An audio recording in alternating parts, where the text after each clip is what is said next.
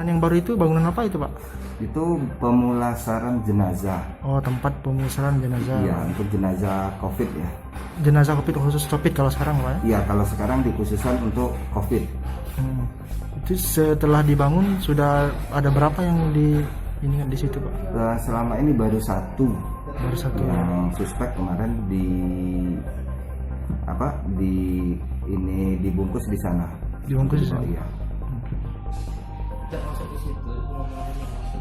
Ya. Sudah aman berarti ya itu.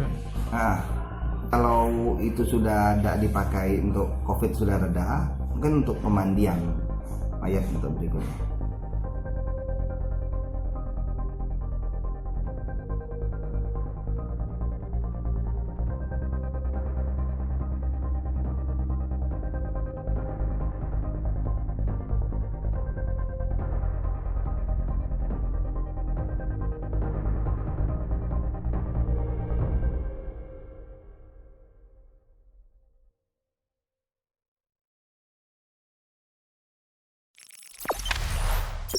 Jangan lupa subscribe, share, komen, dan like ya.